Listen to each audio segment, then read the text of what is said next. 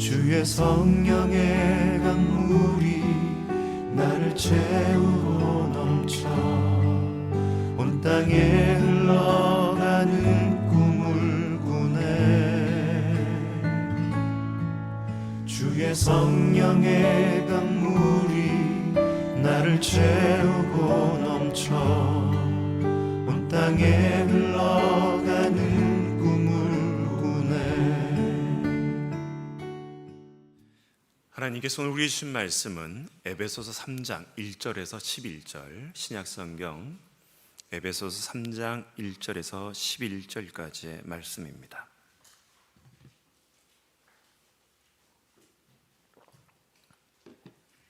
사신 줄 알고 우리 한 절씩 교독하도록 하겠습니다. 이러므로 그리스도 예수의 일로 너희 이방인을 위하여 갇힌 자 된 나 바울이 말하거니와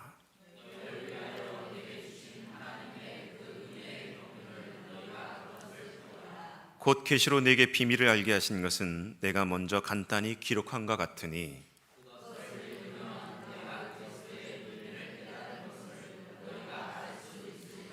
이제 그의 거룩한 사도들과 선지자들에게 성령으로 나타내신 것 같이 다른 세대에서는 사람의 아들들에게 알리지 아니하셨으니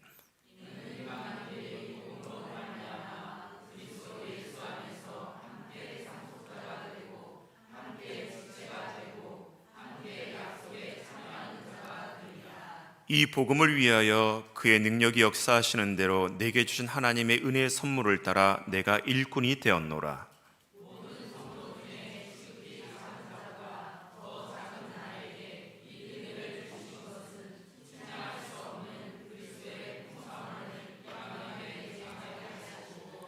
영원부터 만물을 창조하신 하나님 속에 감추어졌던 비밀의 경륜이 어떠한 것을 드러내게 하려 하심이라.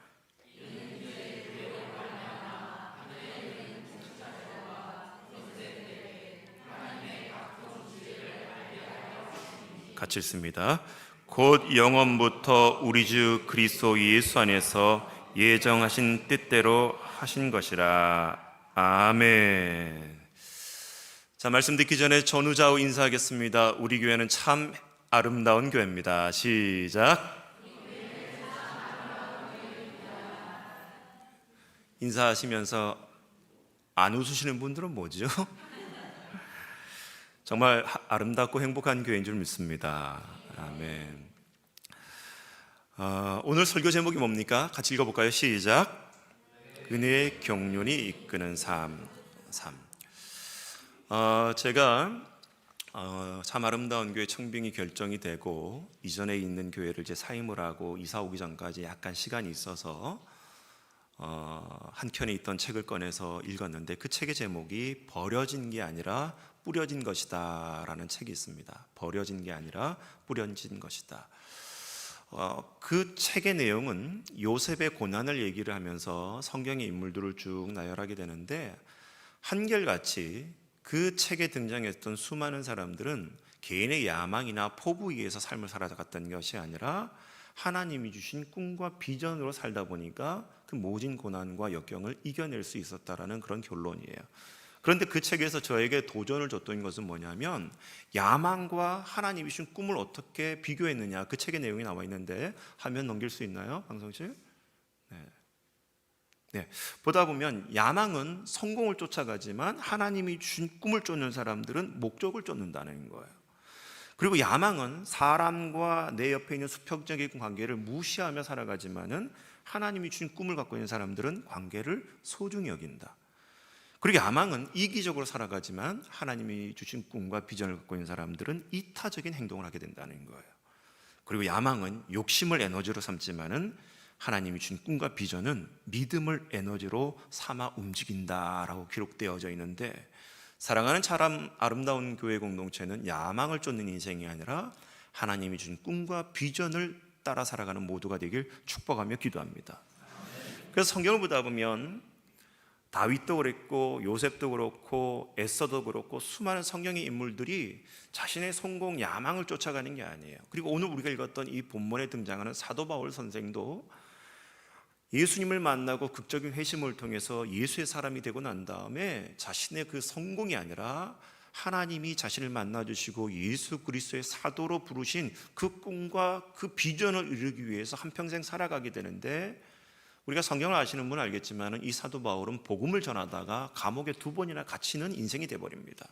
그런데 말씀을 보다 보면 많은 것을 갖고 있었음에도 불구하고 세상적으로는 아무것도 딸릴 게 없는 이 사도 바울이 예수님 때문에 감옥에 갇히고서 불평하고 원망하는 것이 아니라 오히려 감사할 줄 알고 그 고난 속에 숨겨진 하나님의 뜻 때문에 그 상황을 쫓아가는 것이 아니라 상황을 지배하는 인생으로 삶을 살아갔던 그 모습을 보게 되는데, 오늘 저와 여러분도 그러한 은혜가 있기를 주의 이름으로 축복하며 기도합니다. 그러니까 여러분, 사도 바울은 현재의 현실을 쫓아가는 것이 아니라, 현실에 지배당하는 인생이 아니라 그 현실을 뛰어넘어 하나님이 나에게 주신 꿈과 비전을 향해 살아가는 존재적인 의미의 삶을 살았던 것이 사도 바울이었는데, 그렇다면 이 사도 바울이 그 모진 역정 속에, 복음 때문에 그렇게 겪었던 모진 역정 속에서도 굴하지 않고 존재적인 의미의 가치를 두고 살았던 삶의 비결이 뭐냐, 그 말씀이 오늘 본문이 가르쳐준 중요한 교훈인데, 여러분 성경을 조금 아시는 분은 알겠지만 사도 바울이 로마의 감옥에 갇히게 됩니다. 예루살렘에 들어가서 그만 동족 유대인들의 고소 때문에 가이사랴라는 곳에서 2년 동안 갇혀 있다가, 난 로마 시민권이 있는 사람이기 때문에 로마 황제한테 재판을 받겠습니다라고 호소를 하고 로마로 압송이 돼서 2년 동안 바깥에 나가지 못하고 가택 연금당하면서 로마 황제의 재판을 기다리고 있을 때에 편지를 4권을 쓰게 되는데, 그걸 가리켜서 우리가 옥중서신이라 그래요. 옥중서신. 갇혀 있을 때에 썼던 편지를 해서 옥중서신이라 그러는데, 그 대표적인 편지가 에베소서, 그 다음에 골로새서, 그 다음에 빌립보서, 빌레몬서, 이 4권의 편지를 2년 동안 첫 번째 로마의 감옥에 갇혀 있을 때 썼던 편지가 바로 옥중서신. 그 중에 대표적인 편지가 에베소인 거예요. 이 에베소서 내용을 보다 보면 1장에서는 하나님의 놀라운 구원의 그 사실을 선포를 합니다. 그리고 2장에서는 그 구원의 비밀을 받았던 유대인들이나 이방인들이 예수 그리스도 안에서 다 하나가 됨을 선포하고, 그런데 3장에 넘어가서는 갑자기 사도 바울이 뭘 얘기하냐면, 자신이 이 감옥에 갇혀져 있는 사실을 에베소 교인들한테 설명해 주면서, 이것이 나에게 고난이요 역경이요 아픔이 아니라 하나님이 숨겨져 있는 놀라운 하나님의 은혜의 비밀의 경륜이 이 사실에 있었다라고 얘기하면서, 오히려 자신이 감옥에 갇혀져 있을 때 복음을 저버리고 하나님을 떠나버리게 될 그 에베소 교인들을 격려하고 그 믿음에서 낙심치 말기를 당부하고 있는 내용이 오늘 우리가 읽었던 에베소서 3장의 내용인 거예요.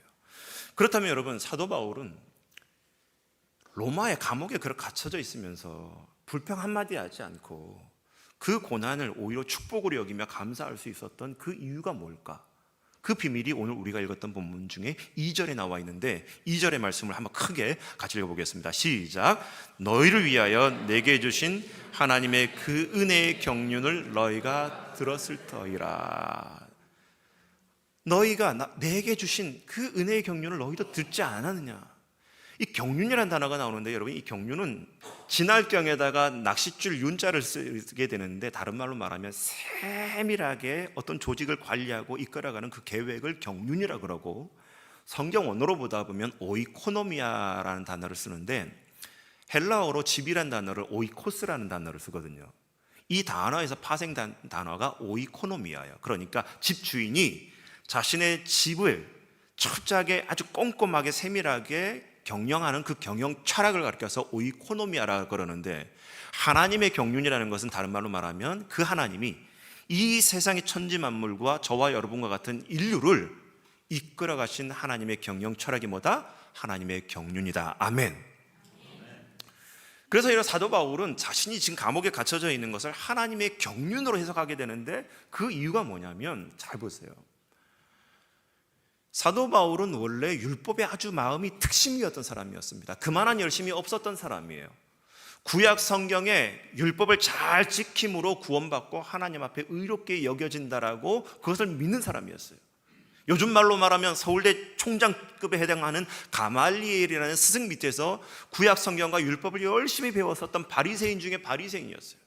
그러니까 사도 바울의 눈에는 예수가 메시아라고, 예수가 부활했다라고, 예수를 통해서 구원받는다고 떠들어대는 그 그리스도인들이 눈에 가시처럼 여겨졌기 때문에 그 그리스도인들을 붙잡아다가 핍박하고 박해하고 처형한 일에 앞장섰던 사람이 이 사도 바울이었는데, 이 사도 바울이 예루살렘에서 도망가서 여기저기 흩어져 있었던 초대교회 그리스도인들을 체포하기 위해서 다메섹으로 가던 도중에 십자가에서 분명히 죽은 줄 알았었던 그 예수가 부활해서 자기 앞에 나타나면서 어찌하여 나를 핍박하느냐라고 사도 바울에게 예수님 물었을 때, 요즘 말로 말하면 사도 바울은 말에서 떨어져서 멘붕이 돼버린 거예요. 도저히 자기 생각으로는, 지식으로는, 성경 지식으로는 있을 수 없는 일이 벌어진 거예요. 십자가에 죽은 그 인간 예수가 어떻게 부활해서 내 눈앞에 나타났을까? 믿을 수도 없었고 받아들이고 싶은 마음도 눈꼽만치도 없었던 이 상황. 그리고 나서 여러분, 눈이 멀고 난 다음에 이 사도 바울이 고침을 받고 어디로 내려가냐면 갈라디아서를 보다 보면 아라비아 광야로 내려가서 2년 동안 집거했다라고 성경에 기록되어 있어요.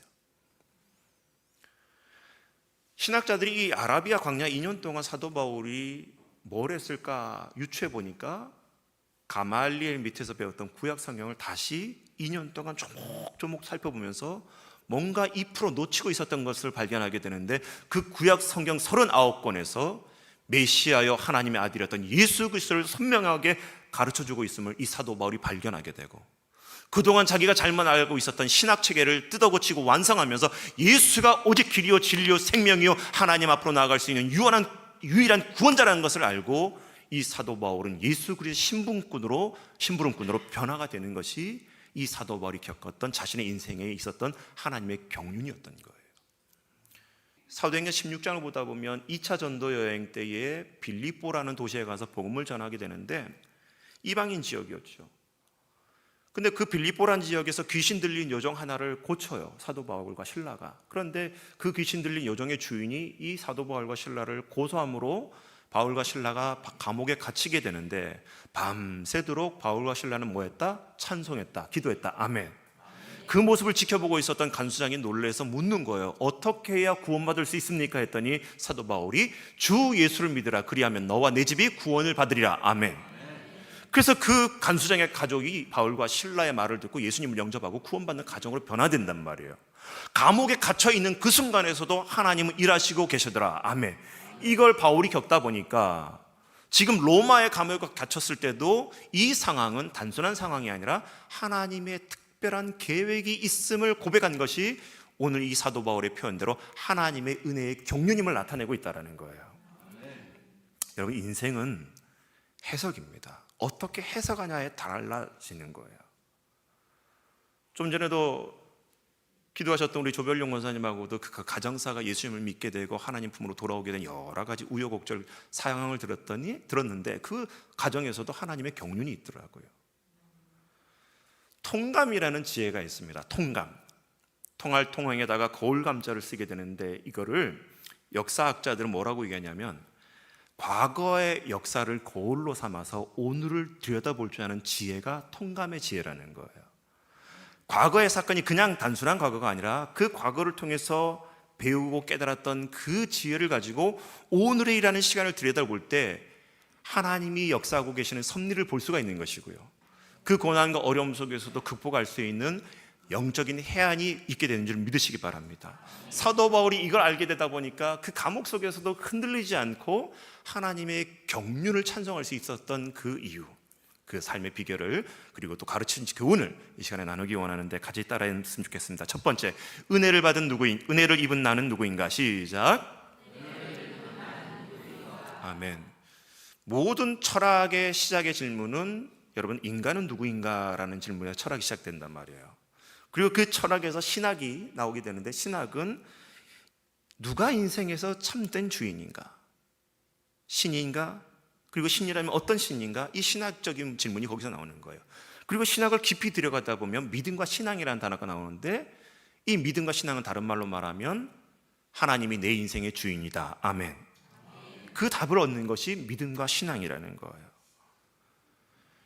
옛날 미국의 대통령이었던 아브라함 링컨이 대통령이 되기 전에 변호사 시절에 시간만 나면 돈을 모아다가 뭘 했냐면 노예시장에 있었던 그 노예들을 자기가 대신 사서 그 노예들을 풀어주는 일을 했어요. 역시나 큰 돈이 들어오게 되자 이 아브라함 링컨은 노예 시장에 팔리기 직전이었던 흑인 노예 여성을 만나게 되는데 값을 대신 치르고 그 여인에게 너는 이제 자유의 몸이니까 어느 누구에게도 구속받지 말고 너 인생을 살라고 얘기를 해요.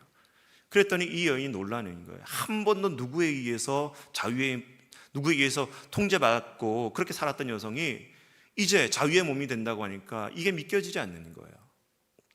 그리고 나서 이 여인이 이제 너 인생 마음대로 살고 싶은 대로 가라고 했을 때에 이 여인이 하는 말이 뭐냐면, 선생님 그러면 나는 선생님과 함께 하겠습니다 라는 고백을 해요.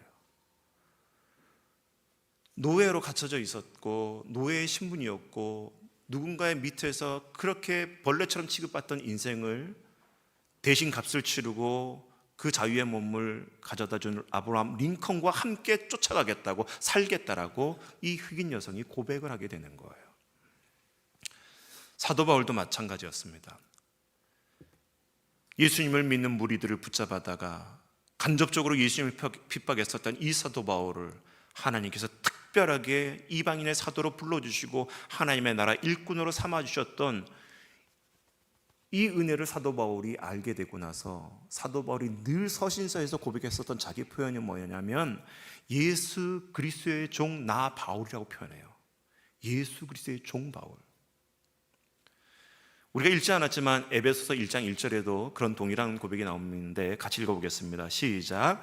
하나님의 뜻으로 말미암아 그리스도 예수의 사도된 바울. 여러분, 사도가 됐는데 뭐 때문에 됐다고요? 하나님의 뜻으로 말미암아 사도가 된 나 바울이라고요. 여러분, 이러한 고백이 우리에게도 있어야 될 줄 믿습니다. 하나님의 뜻으로 말미암아 목사가 된 나 아무개, 하나님의 뜻으로 말미암아 장로가 된 나 아무개, 하나님의 뜻으로 말미암아 권사가 된 나 아무개, 하나님의 뜻으로 말미암아 하나님의 성도가 된 나 아무개.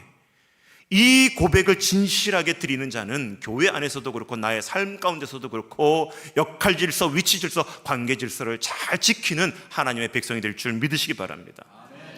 그런데 여러분, 사도 바울이 그렇게 하나님의 뜻으로 말미암아 사도가 된 나 바울이라고 고백하기 전에 그렇게 고백할 수 있었던 이유가 있는데, 그게 뭐냐면 갈라디아서 2장 20절을 보면 같이 읽어볼까요? 시작. 내가 그리스도와 함께 십자가에 못 박혀 죽었나니 이제는 내가 사는 것이 아니요 오직 내 안에 그리스도께서 사신 거라. 예수 그리스도의 사도가 된 나 바울이 이제는 내가 사는 게 아니라는 거예요. 누가 사는 것이다? 내 안에 그리스도께서 사시는 거라는 거예요. 이거를 사도 바울은 세례를 표현하면서 로마서 6장 4절에 다르게 표현하게 되는데 같이 읽어보겠습니다. 시작. 그러므로 우리가 그의 죽으심과 합하여 세례를 받음으로 그와 함께 장사되었나니 이는 아버지의 영광으로 말미암아 그리스도를 죽은 자 가운데서 살리신과 같이 우리로 또한 새 생명 가운데서 행하게 하려 하심이라.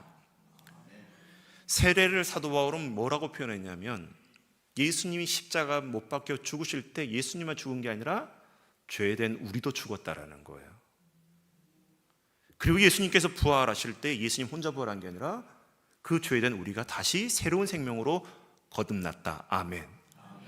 그래서 여러분, 우리는 요즘 우리 장로교 전통은 이렇게 그 세례를 약식으로 이렇게 물을 떨어뜨리지만, 원래 초대교회는 믿는 사람들을 데려다가 강가에 데려가서 물에다가 풍덩 담근단 말이에요. 그걸 이렇게 침례라 그러잖아요.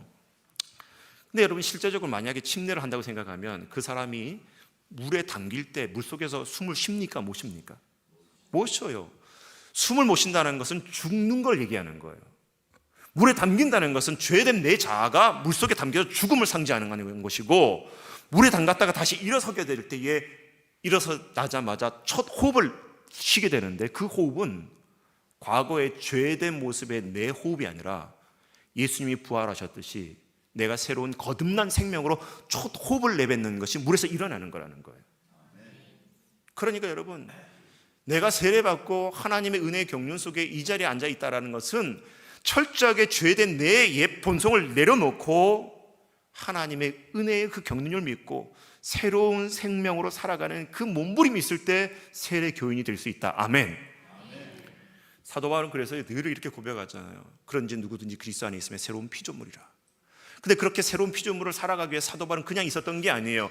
나는 날마다 죽노라 고백하면서 자기 자신을, 예수가 살고 자기 자신이 죽기 위해서 몸부림쳤던 이 인물이 사도 바울이었던 것처럼, 지금까지 내가 여기 이 자리에 올 수 있도록, 그리고 여기까지 살아올 수 있도록 지키신 하나님의 은혜의 경륜을 믿는 사람들은 여전히 내가 사는 것이 아니라 내 자아를 죽이고 예수 그리스도가 살 수 있도록 늘 언제나 순종하는 건 삶을 살게 되는데, 저와 여러분 모두가 그런 삶이 되기를 주의 이름으로 축복하며 기도합니다.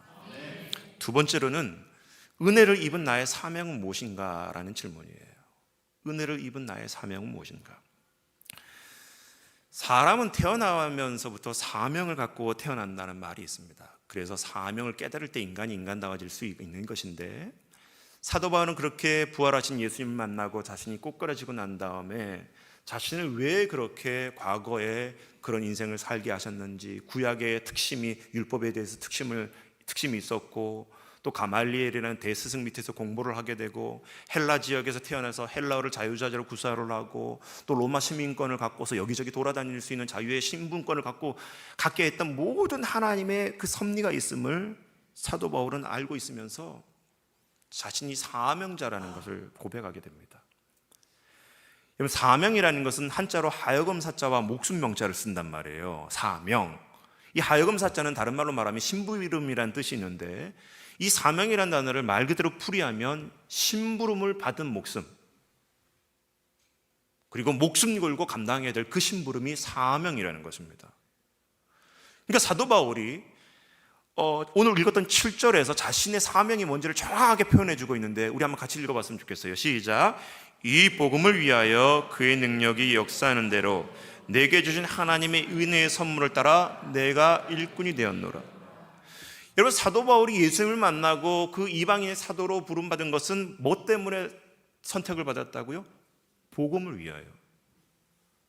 사랑하는 우리 참 아름다운 교회 공동체 여러분, 참 아름다운 교회의 구성원이 되는 게 그게 중요한 게 아니에요.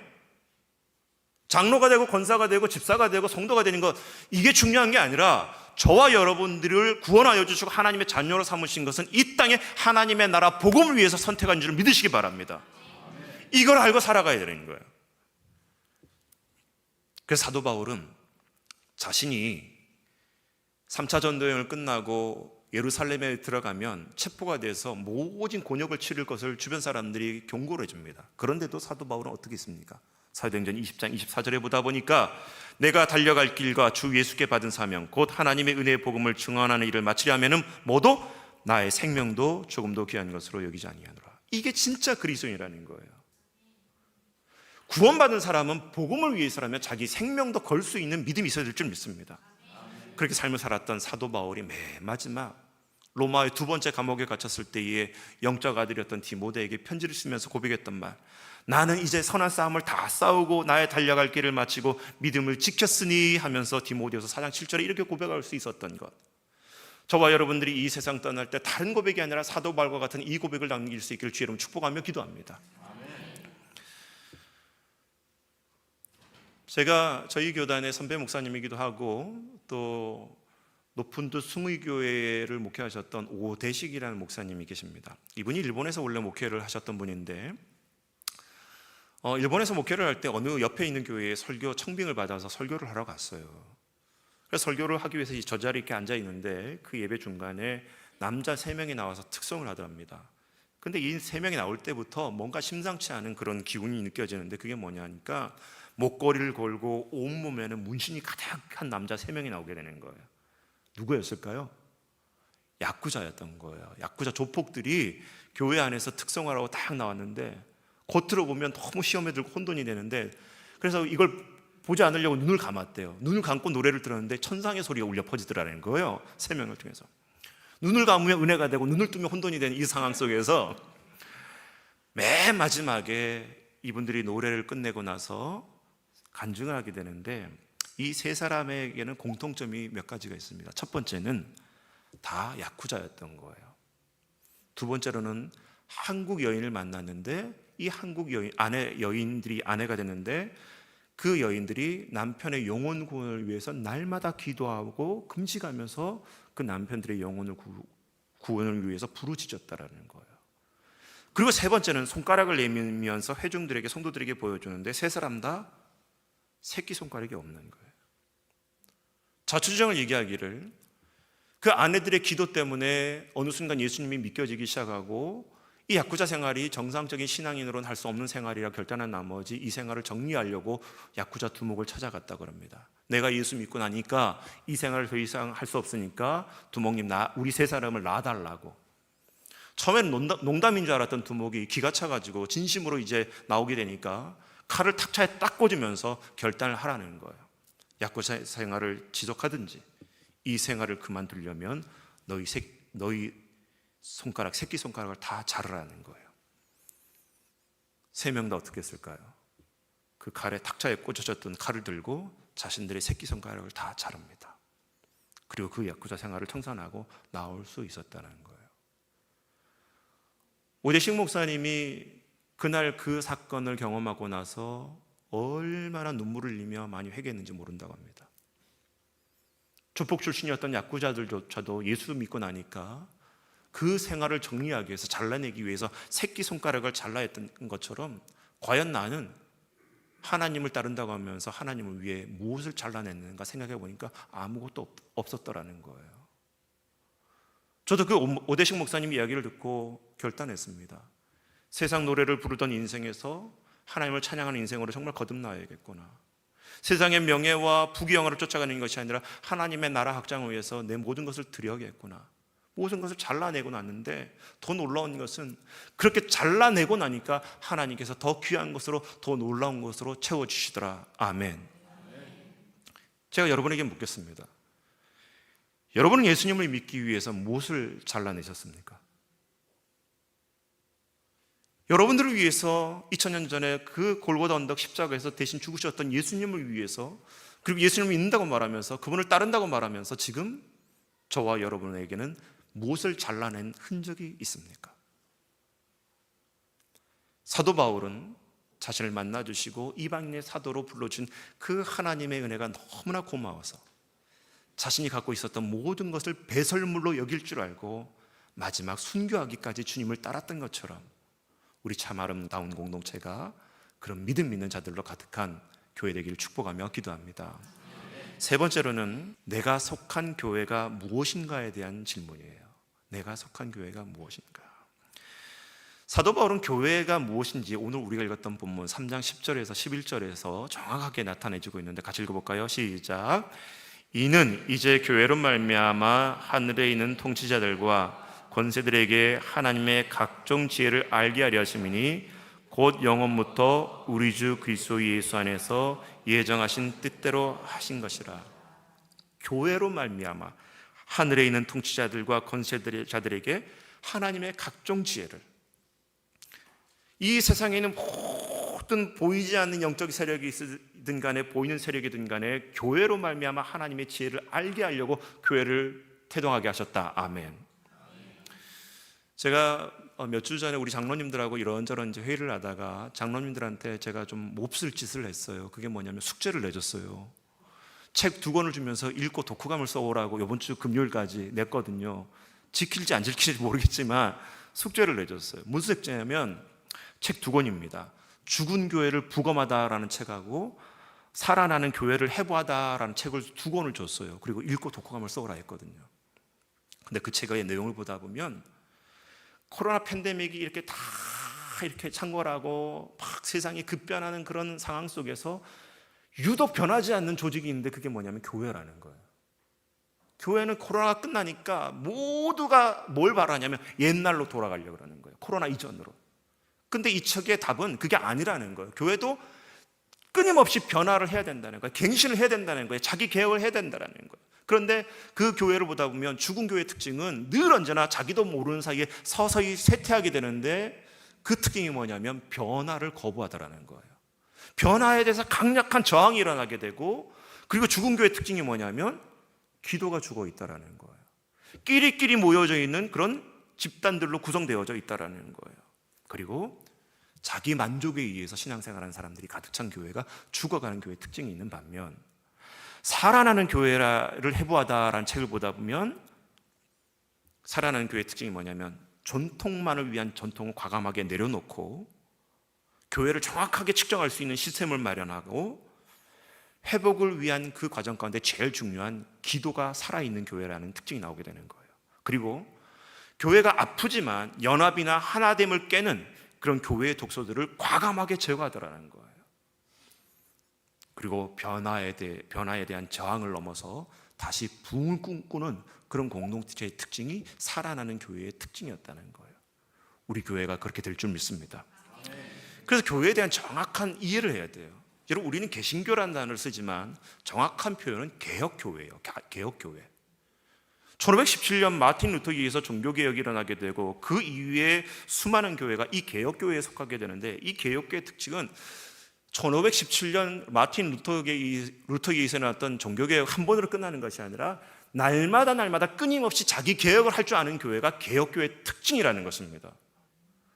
우리도 마찬가지예요. 옛날을 추구하는 것이 아니라 하나님의 나라 확장을 위해서 모든 것, 성경을 빼놓고서는 다른 것을 다 변화시킬 수 있는 결단이 있는 모두가 되길 축복하며 기도합니다.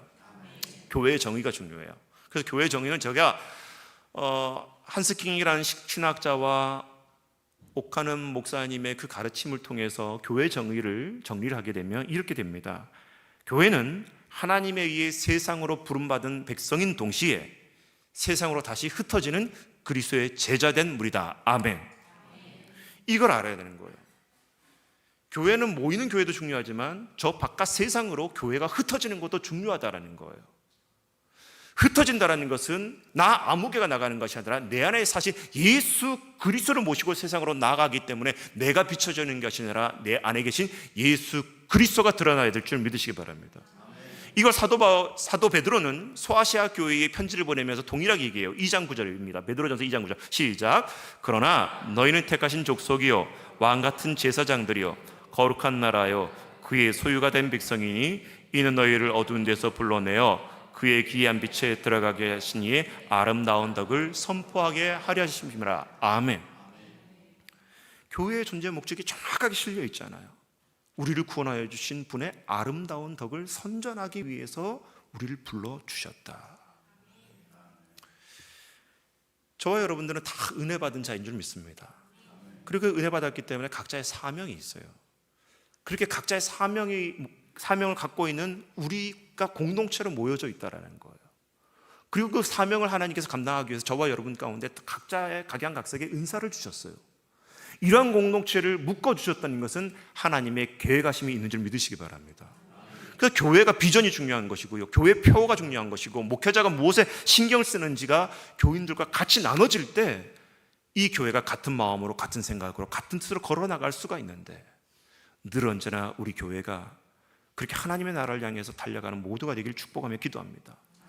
어떤 신학자가 얘기하기를요, 교회의 유형은 두 가지가 있대요.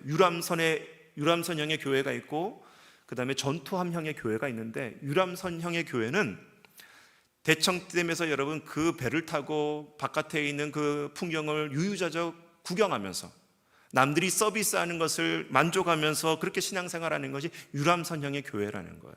그런데 그런 교회는 성경적인 교회가 아니죠.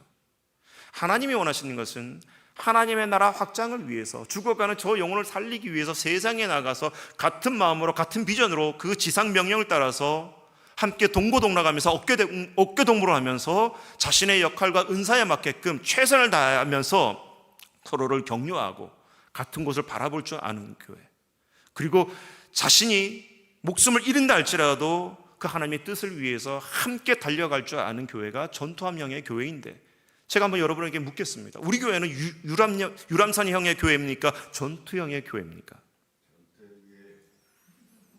오래간만에 오신 우리 희부형 집사님이 정확하게 대답하셨어요. 아멘.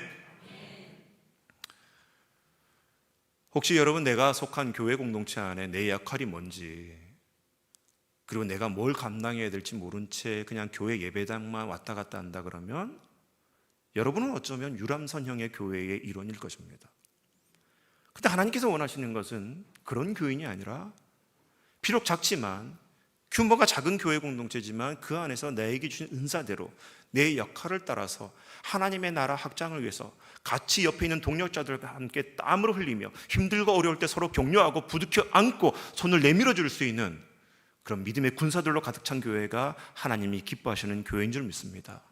이것이 바로 하나님의 은혜의 격려를 믿는 자의 태도라는 거예요. 말씀을 이제 결론 짓고자 합니다. 우리가 잘 알고 있는 찬송가 중에 여러분 304장 그 크신 하나님의 사랑이라는 찬송이 있어요. 이 찬송은 독일 출신이었던 마틴 레만이라는 사람이 곡을 썼는데, 이 마틴 레만이라는 목사님은 미국으로 이주하고 나서 더 신학을 하고 나서 갈 곳이 없어서 저기 시골 마을에 목회지로 들어가게 됩니다. 교회가 작고 헌금이 얼마 되지 않다 보니까 이 가족들이 살 수가 없는 거예요. 그러니까 주일이 되면 설교를 하고 교회를 섬기지만 평일이 되면 어쩔 수 없이 이 생계 문제를 해결하기 위해서 이 마틴 레만 목사님은 목공소에 가서 일을 하기도 하고 치즈 공장에 가서 일을 하면서 그렇게 생계를 꾸려나가는 거예요. 그날도 여러분 치즈 공장에 일을 하러 나가다가 아내가 싸준 그 도시락을 열었는데, 그 도시락을 열다 보니까 그 도시락을 쌌던 그 신문지 위에 유독 눈에 들어오는 글귀가 있었는데, 그 시가 이렇게 돼 있습니다. 하늘이 두루마리 양피지로 펼쳐 있고 세상의 모든 갈대와 나뭇가지가 펜이 되며 바다의 대양을 모두 잉크로 채우고 모든 사람들이 능숙한 서기관이라 할지라도 하나님의 크신 영광에 대한 귀한 이야기를 다 적을 수 없으리라. 지극히 높으신 그분은 옛적에 홀로 땅과 하늘을 만드셨도다. 이 시는 1050년에 어느 한 유대인 랍비가 회당에서 부르기 위해서 썼던 시였어요. 근데 그것이 900년 지난 다음에 이 마틴 레만이라는 목사님에 의해서 그 시가 다시 보여지기 시작했고, 이 목사님은 그 치즈 공장에서 그 가사를 보고 금방 자리에 앉아서 곡을 달기 시작합니다. 그렇게 만들어졌던 곡이 바로 우리가 부르고 있는 304장 그 크신 하나님의 사랑이에요. 더 놀라운 것은 2차 세계대전 당시에 독일의 아우슈비츠 수용소에 갇혀져 있었던 수많은 그 유대인 학살자들이 그 모진 고통을 겪으면서 벽에다가 글귀를 남기게 되는데, 나중에 그 수용소를 방문했을 때에 발견했던 것이 뭐냐면, 자기의 이름이 불려지면서 언제 독가스실로 끌려갈지 모르는 그런 참혹한 상황 속에서도 그 벽면에 글씨를 남기게 되는데, 그 글씨의 내용이 바로 이 찬송가 304장 그 크신 하나님의 사랑 가사였다라는 것입니다. 사랑, 우리 참 아름다운 교회 공동체 여러분, 우린 칼빈 전통을 따르는 그런 장로교단입니다.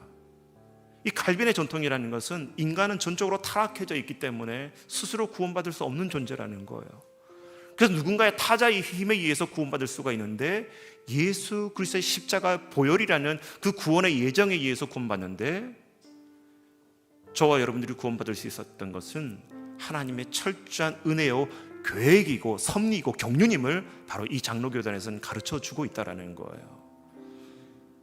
여러분, 저와 여러분들이 하나님의 은혜 경륜 속에 있는 인생임을 믿으시기 바랍니다. 그 경륜 속에 있는 사람들은 현실을 쫓아가는 것이 아니라 나에게 주신 꿈과 비전을 쫓아가는 존재적 의미의 삶을 사는 존재인 줄 믿으시기 바랍니다. 내가 누구인지, 나는 죽고 예수 그리스도가 사는 존재, 나를 구원하신 그 하나님의 뜻, 나에게 맡겨주신 그 사명이 무엇인지 알고 가는 삶, 그리고 우리 공동체에 이렇게 모여져 있는 특별한 이유가 무엇인지 발견하며 자기 역할을 향해서 최선을 다하는 공동체가 바로 하나님의 은혜의 경륜이 이끄는 삶인데, 우리 모두가 될 수 있길 축복하며 기도합니다.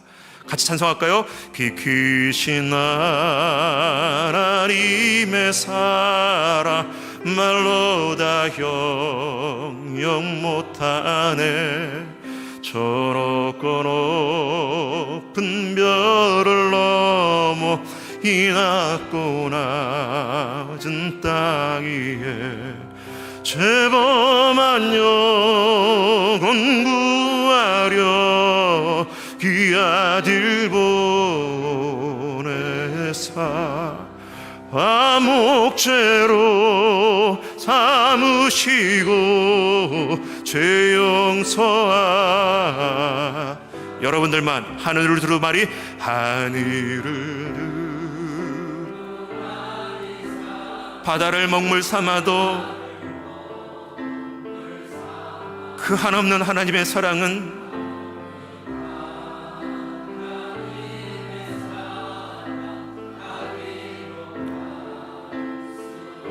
하나님의 그 크신 사랑을 어찌다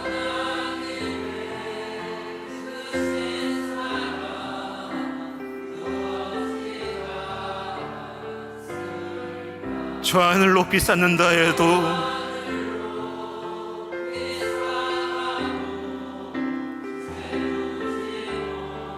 우리 믿음의 손을 들고 다 같이 하나님의 크신 사랑, 하나님 크신 사랑이 증량다 못하며 영원히 변치 않는 사랑 성도여 찬야. 우리 마지막으로 한 번 더 하나님의 크신 하나님 크신 사랑이 증량다 못하네 영원히 변치 않는 사랑 성도여 찬양하세. 우리 한번 눈을 감고 조용히 기도하기 원합니다. 하나님, 내 인생이 현재 어떠한 순간이 있다 할지라도 하나님의 은혜의 경륜 안에 있음을 믿게 하여 주셔서 내가 누구인지, 나에게 주신 사명이 무엇인지, 우리 교회 공동체가 어떠한 교회 공동체인지 알게 하여 주셔서 위치 질서, 역할 질서, 관계 질서가 회복되는 나의 삶, 우리 교회 공동체가 되게 해달라고 우리 작은 소리로 한번 1분 동안 결단하며 다짐하며 기도하겠습니다. 같이 기도합니다. 채워주소서, 부어주소서, 거룩하신 주 성령 내 안에 넘쳐 흐르는 사랑의 노래 열방을 향하여 흘러가리. 채워주소서, 부어주소서, 거룩하신 주 성령 내 안에 넘쳐 흐르는 사랑의 노래 열방을 향하여 흘러가리. 주의 성령의 강물이 나를 채우고 넘쳐 온 땅에 흘러가는 꿈을 꾸네. 주의 성령의 강물이 나를 채우고 넘쳐 온 땅에 흘러가는 꿈을 꾸네. 주의 성령의 강물이 나를 채우고 넘쳐